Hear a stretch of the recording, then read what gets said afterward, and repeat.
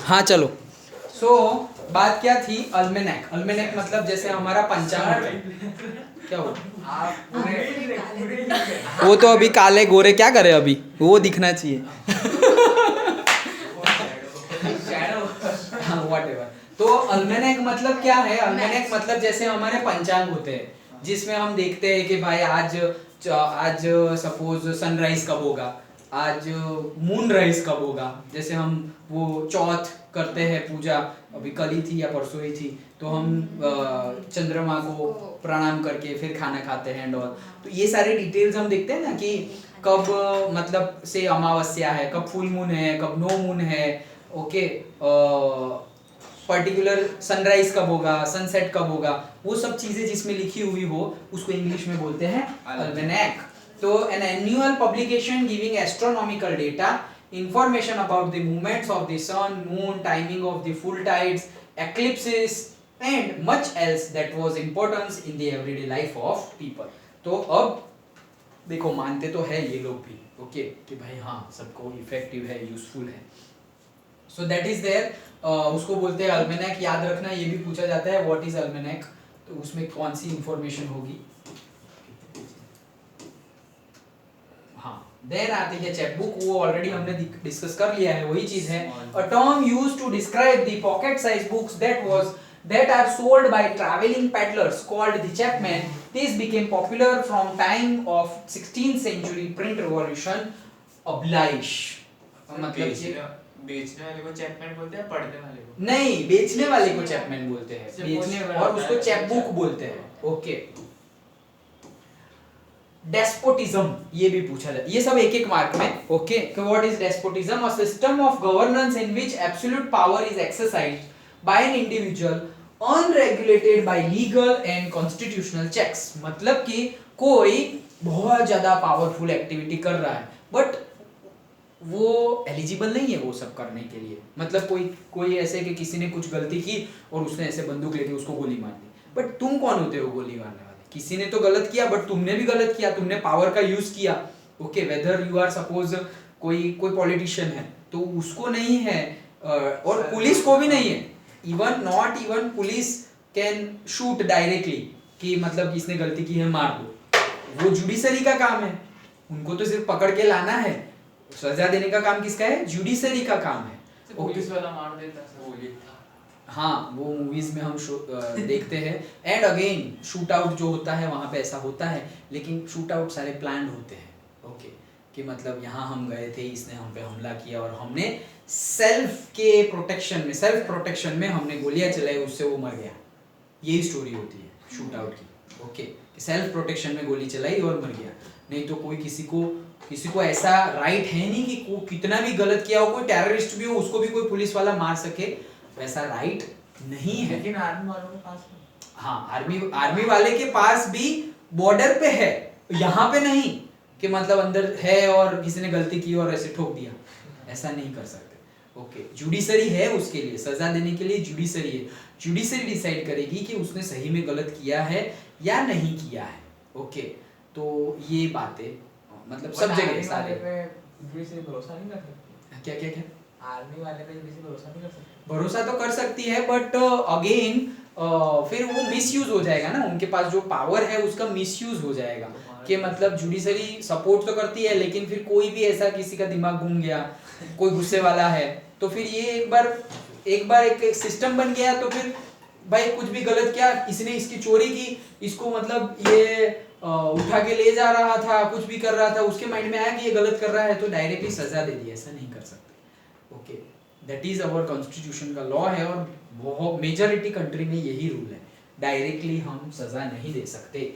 सो अगर कोई ऐसा पावर का मिसयूज कर रहा है इंडिविजुअल से अनरेगुलेटेड बाय लीगल, मतलब जो लीगल नहीं है, इलीगल ही माना जाएगा। भले ही तुम सच के लिए कर रहे हो, अच्छा काम कर रहे हो, लेकिन लीगल नहीं है, तुम्हारा काम नहीं था उसको सजा देना। एंड कॉन्स्टिट्यूशनल चेक्स, मतलब कॉन्स्टिट्यूशन के हिसाब से नहीं है, इलीगली तुम किसी के ऊपर कोई कार्यवाही कर रहे हो, सो उसको बोला जाता है despotism. Okay, so they are following the despotism, मतलब कि अपने पावर का मिसयूज करना। Then children, women and workers, a children press devoted to the literature for children alone was set up in France in 1857. याद रख लेना, एक mark के लिए इंपॉर्टेंट क्वेश्चन कि चिल्ड्रन के लिए कहां पर और कौन से ईयर में प्रेस बनाई एस्टैब्लिश की गई थी. तो फ्रांस में 1857 में. The Grimm brothers in the Germany spent many years compiling traditional folk tales gathered from peasants. मतलब ये भाइयों ने क्या किया कि जो peasants है, farmers है, सबके पास जा जाके जो पुरानी जो folk tales है, जो poems है, वो सब सुनी, उसको स्टोर किया और अच्छे से प्रिंट कल्चर का यूज करके उसको पब्लिश की. सो दैट हुआ क्या, अगर नहीं करते तो जैसे हमारे वो एनिमल्स एक्सटिंक्ट हो जाते हैं कि भाई किसी ने सेव नहीं किया और एक्सटिंक्ट हो गए, वैसे ही ये सारा कल्चर, ये सारा साइंस भी क्या हो जाएगा, एक्सटिंक्ट हो जाएगा. Okay. Lending libraries had been in existence from the 17th century onwards. तो भाई लैंडिंग लाइब्रेरी मतलब कि जो लैंड करे, मतलब जो बोरो करे, जो उधार दे. लाइब्रेरी में वही तो होता है कि उधारी पे, या फिर तुम ऐसे कमिटमेंट के भाई हाँ 2 दिन में दे देंगे and you are using that particular book. Okay. तो वो कब स्टार्ट हो गया, 17th सेंचुरी में. In 19th century lending libraries in England became the instrument for educating white collar workers, artisans and lower middle class people. मतलब 19th century में जो England में हुआ वो क्या हुआ कि अब वो सिर्फ एक लाइब्रेरी नहीं रही कि जिसको नॉलेज गेन करना हो वो यूज करे. ये एक एजुकेशन का, मतलब एजुकेशन जो स्कूल्स है, कॉलेजेस है, उसमें पहले तो सपोज पूरे डिस्ट्रिक्ट में एक लाइब्रेरी है, जिसको पढ़ना है पर्टिकुलर बुक, वो वहां गया और पर्टिकुलर टॉपिक सर्च किया, वो टॉपिक की बुक ली, लैंड की मतलब उधार ली, बोरो की, and then particular knowledge gain किया और दे के आ गया. डिस्ट्रिक्ट में ऐसा 1 है या 5 है, जितने भी है. अब लाइब्रेरीज 19th सेंचुरी में क्या हुआ, स्कूल कॉलेजेस में एस्टैब्लिश हो गई कि भाई स्कूल में भी कि भाई जिसको जो नॉलेज गेन करना हो कर सकता है, कॉलेजेस में भी कर सकता है. तो उससे अब एजुकेशन के पर्पस के लिए, वो सिर्फ इंफॉर्मेशन के पर्पस था, लेकिन अब एजुकेशन दे रहे हो तुम, एजुकेशनल इंस्टीट्यूट में भी लाइब्रेरीज आ गई. Then further innovations by the late 18th centuries, the press came to be made out of metal. Metal वाला printer आ गया है. Through the 19th century, there were a series of further innovations in printing technology. और 19th century में बहुत ज़्यादा innovations हुए, जिससे बहुत ज़्यादा speed भी बढ़ गई, बहुत ज़्यादा नई नई टेक्नोलॉजीज आई, कलर प्रिंटिंग स्टार्ट हो गई, बहुत कुछ innovation हुए.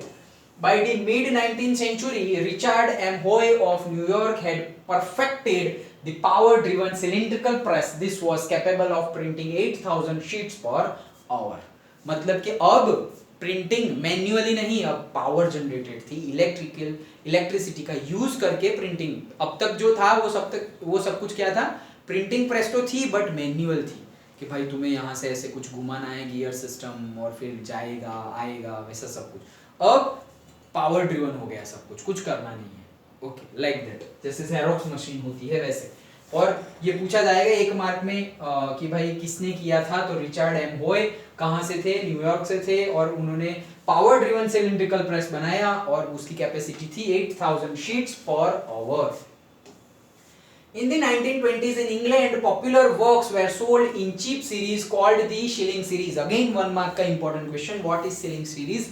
So क्या था वो कि जो पॉपुलर वर्क्स थे, जो भी पहले के इनोवेशंस और पॉपुलर वर्क्स थे, उसको चीप रेट में, हमने वो चैप बुक में भी देखा, और चीप रेट वाली बुक थी ना जो रीयूज की जाए, रिसाइकल्ड पेपर से बनी हुई हो, तो वैसे रिसाइकल्ड पेपर से बनी हुई चीप बुक्स प्रिंट की और उसको बोला गया शिलिंग सीरीज. तो होगा क्या कि पहले का वर्क तुम लो कॉस्ट में, कम प्राइस में भी गेन कर सकते हो knowledge. Okay. With the onset of the Great Depression 1929 to 1939, okay, in the 1930s publishers feared a decline in book purchases. मतलब अब लोगों को, publishers को लगा ये तो ग्रेट डिप्रेशन है, मतलब लोगों के पास खाने के पैसे नहीं है, बुक कहाँ से पढ़ेंगे. ओके, लाइक दैट, याद है ना ग्रेट डिप्रेशन. ओके, तो अब पढ़ेंगे कैसे, तो फिर अब उन्होंने क्या किया पब्लिशर्स ने, भाई हम कम बुक को प्रिंट करेंगे.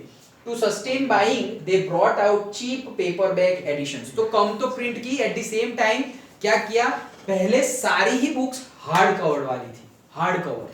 अब तुम अमेज़न पे कभी कोई बुक देखना तो ऑप्शन आएंगे हार्ड कवर बुक और दूसरे होते हैं ये चीप पेपर बैक एडिशन, मतलब चीप तो नहीं लिखा होगा लेकिन पेपर बैक एडिशन ऐसा लिखा होगा। ओके, कोई भी बुक तुम सर्च करोगे अमेज़न पे तो एक होगा हार्ड कवर और एक होगा paperback edition. Paperback मतलब कि तुम्हारा जो नॉर्मल एनसीईआरटी है तो उसका जो आगे का और पीछे का पेज है वो थोड़ा बहुत थिकनेस में ज्यादा है कंपेयर टू दी जो अंदर के पेजेस है उससे। लेकिन हार्ड कवर तो एक बाइंडिंग पेज ही होता है, बहुत ज्यादा हार्ड। ओके, मतलब उसमें बहुत जल्दी फटेगा भी नहीं वो। ओके, बोर्ड जिसे बोलते हैं बोर्ड। ओके, पता चल गया ना। ओके, हार्ड कवर और से सॉफ्ट कवर भी बोलते थे उसे, और से पेपर बैक एडिशन बोलेंगे। ओके, और जनरली पेपर बैक एडिशन सस्ती होती है हार्ड कवर से। मतलब तुम कोई भी बुक लो उसका हार्ड कवर लो, कोई बुक सपोज 200 रुपीज की है पेपर बैक एडिशन, वो हार्ड कवर में मे बी 500 600 700 की मिले। क्यों? उसमें सेफ्टी थोड़ी बढ़ जाती है। बुक सेफ्टी, ऐसे तुम ऐसे करके पढ़ते पढ़ते ऐसे सो गए तो वो मुड़ मुड़ नहीं जाएगी, पेजेस की क्वालिटी अच्छी होगी। देखो एक ही बुक सपोज 500 से स्टार्ट होके 10,000 तक की भी मिलती है, उससे भी ज्यादा मिलती है, लेकिन ये तो मैं जनरल बुक की बात कर रहा हूँ।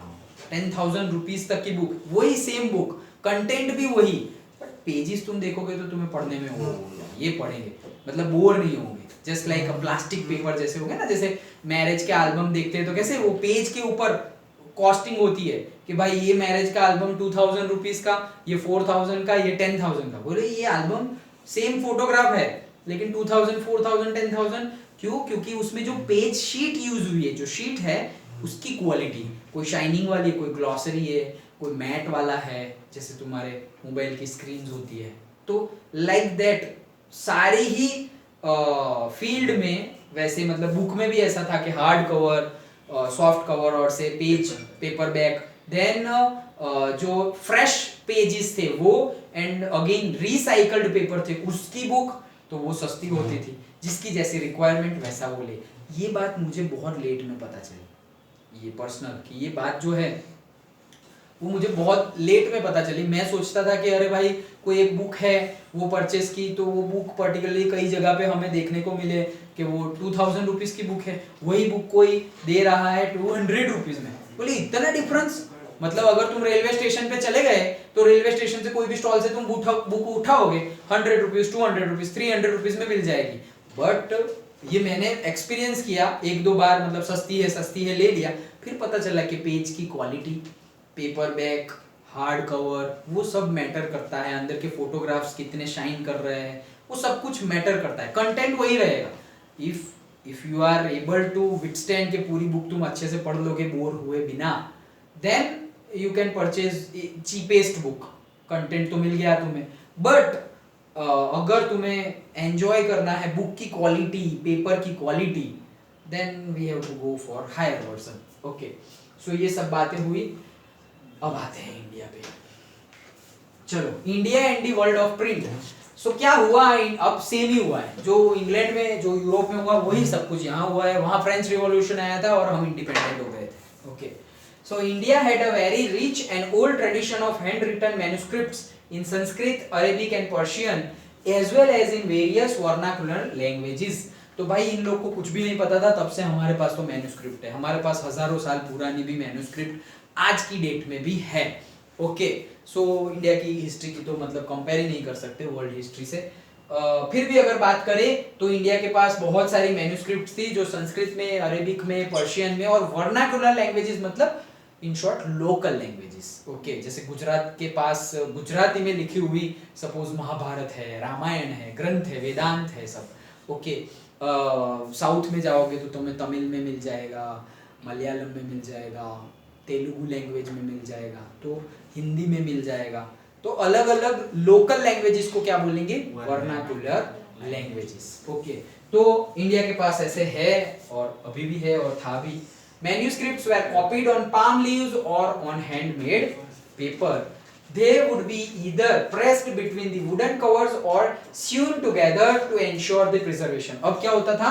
वुड के बॉक्स बना दिए थे, मेटल बॉक्स तो तब थे नहीं, वुड के बॉक्स बना दिए कि जो मैन्युस्क्रिप्ट्स है उसको ऐसे कि अच्छे से वुड का बॉक्स है, ऐसे करके खोला, फिर अंदर रखा, फिर वापस बंद कर दिया स्टोरेज के लिए। मैन्युस्क्रिप्ट्स है, फट बट गई, बारिश ज्यादा हो गया, देखो आज की डेट में भी बारिश हो जाए तो हमारे पेजेस कैसे हो जाते हैं, गीले गीले हो जाते हैं, मतलब गीले इन द सेंस मॉइस्चर वाले हो जाते हैं, ओके।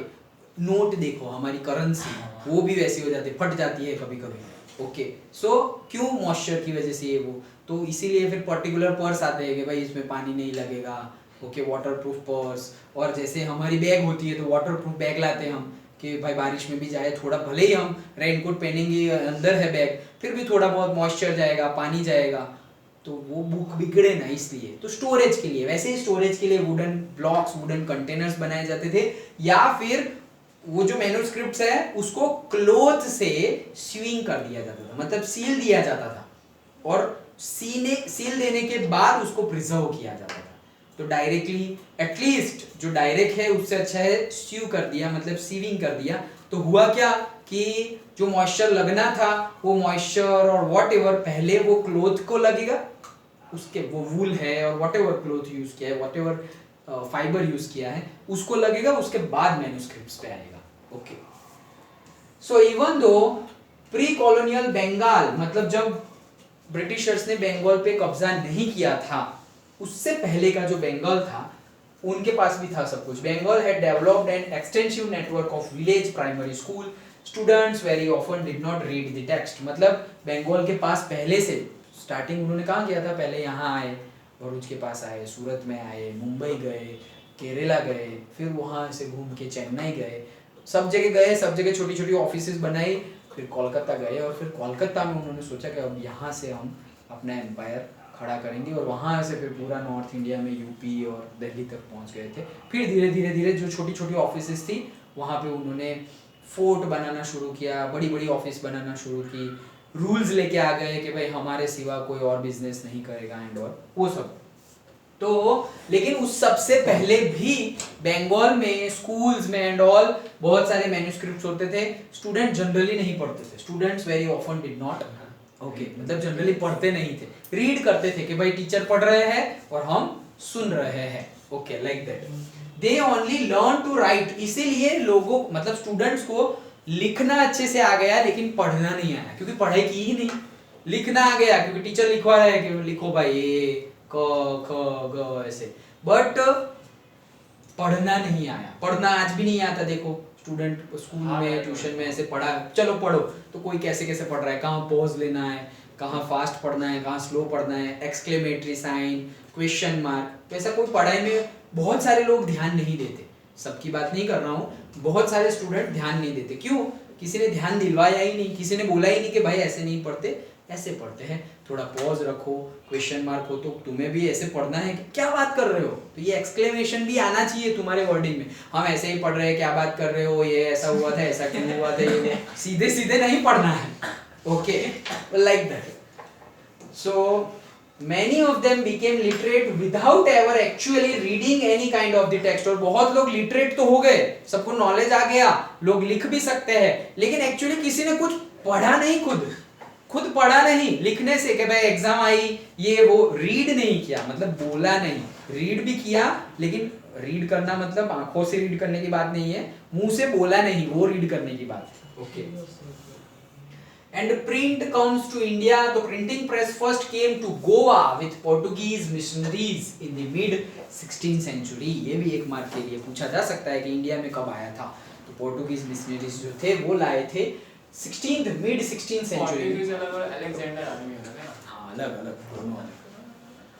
हाँ, by 1674 about 50 books had been printed in the Konkani and Kannada language। Okay, Konkani और कनाडा लैंग्वेज में 50 बुक्स पब्लिश कर दी गई थी 1674 में।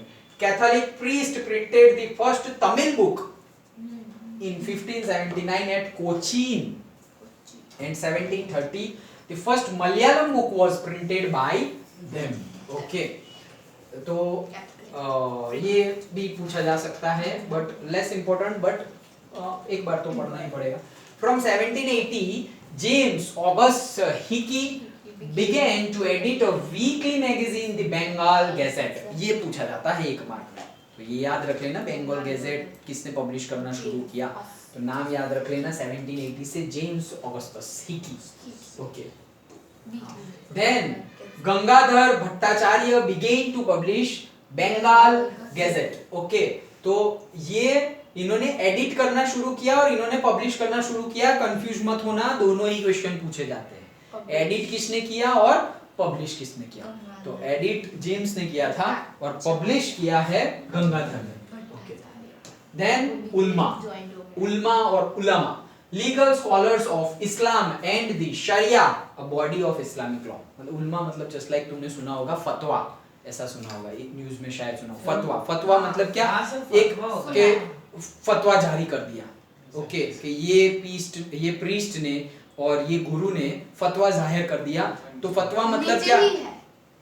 हाँ, ये रहा फतवा जैसा ही है उल्मा। तो वो फतवा से पहले ये फतवा तो लीगल है, लेकिन ये क्या है? उल्मा मतलब क्या? कि इस्लाम के स्कॉलर्स।